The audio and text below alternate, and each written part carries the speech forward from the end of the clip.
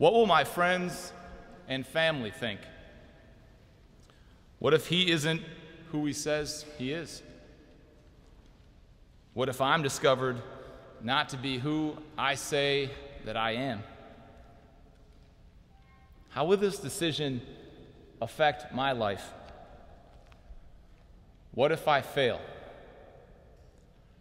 These questions, and so many like them, are the ones that almost instantly creep up in our minds when we hear the Lord calling us, when we hear Christ saying to us, "Come and follow me." Because in an instant, we can come up with some pretty well-articulated responses. I'm too young to be thinking about something like this. This just does not fit my plan for life. Maybe in a couple years. My parents have made it abundantly clear that this major is what's best for me. I've committed too much time and energy to change paths now. So instead, we, like the would-be disciples, go back home to the comfortably created environs that we live in, that we occupy, that are so very familiar.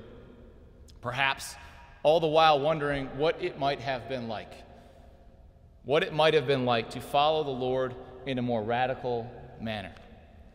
Now, I admit, before one of you throws a gather book right at me and hits me square in the head, I recognize that all of you, in your own way, are following that vocation that God has called you to. But it's important for us as a community to continue to think and to discern how it is that God is calling us anew.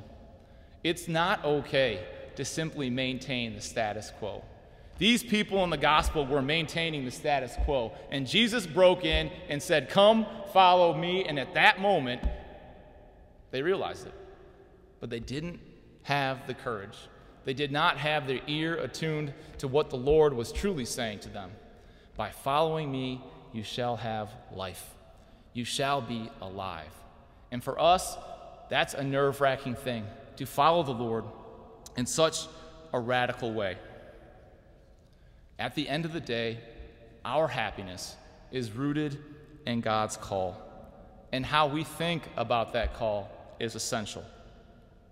We know one thing to be true, that if we put our cares and our ambitions into the hands of the Lord, we will be led in ways that we never thought possible. Those of you who attend class here at Notre Dame know full well from the great friends and teachers that you've met that have changed your life, you could have never expected that. And little did you expect it when you first arrived as a nervous freshman on campus. Those of you who are just visiting this place, the people that you've met, the things that you've seen, it changes your life. And these are the blessings that God gives us. But if we cling too tight to what it is that we know, to what it is that is comfortable, we're unable to truly hear and see what it is that Christ has to offer us. Joyce Rupp, who is a Catholic writer, reflected on a certain journey she made, a 500-mile pilgrimage in Spain. And just before she left, she began to write and think about how difficult it would be to leave her family, her friends, and everything that was so dear to her. And she writes this: "Deep down, of course, I realized the necessity of letting go as the only thing to do. Holding on too tightly to anyone or anything only deprives oneself of growth. Clinging too tightly to something squeezes the life out of it. Hanging on for dear life for security's sake prevents one from what the future offers.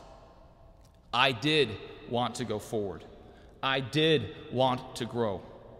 So I walked out the door with hope in my heart, knowing that letting go was the price to pay." She walked out the door with hope in her heart. And that, when the Lord calls us, is what we are called to have that same hope, that the Lord, who calls us from discernment to action, will guide us, will lead us where we need to go. And this is true. We see it in the Scriptures. We see it when the Lord calls Moses and sends him back to Egypt. We see it when Christ calls the disciples, but only for a time, and then to send them back out to preach and proclaim the good news. Never forever does he say, just simply stay with me. It's always a call and response. And that is the same for us today and now. And for those of us who have experienced this, we see the benefit, we see the beauty of it. We see the ways in which we come to experience things we never thought possible. We also know critically and right to our heart the cross that call bears. Jesus says, I am with you always, but he never once promised us that all things would be perfect. He never once said that it's going to be bliss.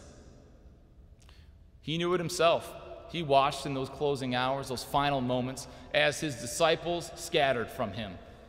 St. Peter denied him, and he ultimately hung on a cross. He knew the challenge. He knew the depression. He knew the loneliness. He knew the anxiety that we at times experience when we seek to follow after him, when he says, come and follow me. But when we've prayed and when we've discerned well, knowing that this is what we're called to do, we also have the courage and the fortitude to stay there. Because why? Because when we experience any number of transformative situations, a situation in which a small child in the classroom who hasn't got a concept in so long, but you stayed there and you worked with that child despite any number of problems they may have given you, and finally the light comes on, that's a grace-filled moment. That's what God called you to. Or perhaps a moment in which a young lady finds out for the first time that she is deeply loved by God.